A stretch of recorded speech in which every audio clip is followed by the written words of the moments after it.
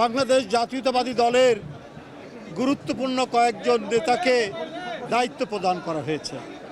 এরা অত্যন্ত যোগ্য নেতা, দীর্ঘদিন ধরে ছাত্র জীবন থেকে এই দলের সাথে তারা ঘনিষ্ঠভাবে জড়িত। এবং কয়েকদিন আগে একটি অনুষ্ঠানে আমি বলেছিলাম, আমার তরুণ ভাই বোনদেরকে কেউ হতাশ হবেন না, সবাই ঐক্যবদ্ধ থাকবেন। নিশ্চয়ই এই আন্দোলন সংগ্রামের যিনি প্রধান চালিকা শক্তি, আমাদের প্রধানমন্ত্রী বিএনপির চেয়ারম্যান তারেক রহমান সবার মূল্যায়ন করবেন কোনো না কোনোভাবে। 2 দিন যেতে না যেতেই আমরা আমাদের 12 জন আমাদের নেতৃবৃন্দ, কেউ যুবদল, কেউ বিএনপি, কেউ বিভিন্ন সংগঠনের সাথে জড়িত ছিলেন বা আছেন, তাদেরকে সরকারের আধা সরকারি সংস্থা এবং স্বায়ত্তশাসিত সংস্থার গুরুত্বপূর্ণ পদে তাদেরকে দায়িত্ব দিয়েছেন। তাই আজ শুধু আমি নই, সবাই জানে সাদার আরেক নাম ফার্স্ট ওয়াশ ডিটারজেন্ট পাউডার। এরা এক সময়, আমি যখন ছাত্র রাজনীতি করি বা ওদের নেতা, ওদের বড় ভাই ছিলাম, আমি ওদেরকে চেনে, এরা অত্যন্ত ন্যায় নিষ্ঠার সাথে দায়িত্ব পালন করবে, এটা আমি আপনাদের সামনে বলতে পারি।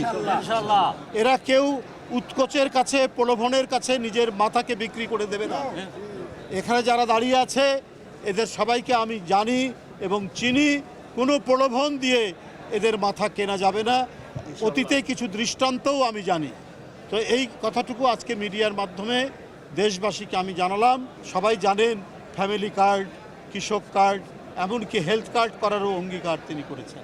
আর তারেক রহমান যেটা অঙ্গীকার করেন ওটা বাস্তবায়ন করে ছাড়েন। এইটা তারেক রহমানের নীতি, এইটা তারেক রহমানের রীতি। বলেছেন খাল কাটবেন, তিনি প্রধানমন্ত্রী হওয়ার 3-4 দিনের মধ্যে থেকেই তিনি সেই কর্মসূচিটি নিয়েছেন। বন্ধুরা আমার, তিনি $1 ট্রিলিয়ন, $1 ট্রিলিয়ন ইকোনমির কথা ঘোষণা করেছেন। বিদেশি উদ্যোক্তাদেরকে সেখানে অংশগ্রহণ করার কথা বলেছেন।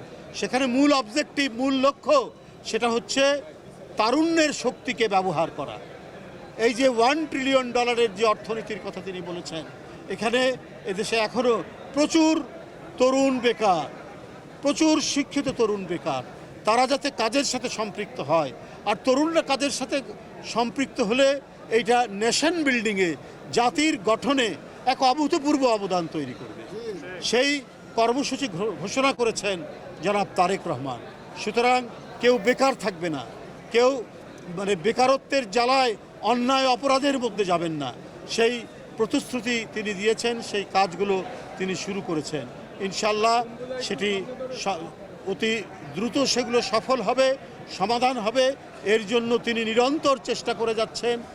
তিনি নিরলস এবং অক্লান্ত পরিশ্রম করে তিনি সেই কাজগুলো বাস্তবায়নের জন্য দেশের এক প্রান্ত থেকে আরেক প্রান্তে ছুটে বেরিয়েছেন।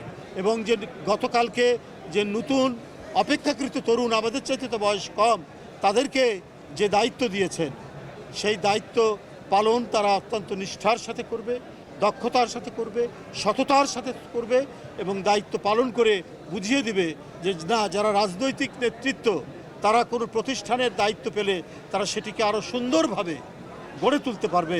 কারণ তারা একটা স্পিরিট নিয়ে, তারা একটা আত্মশক্তি নিয়ে সেখানে নিজেদের শ্রম এবং মেধাকে ব্যবহার করবেন।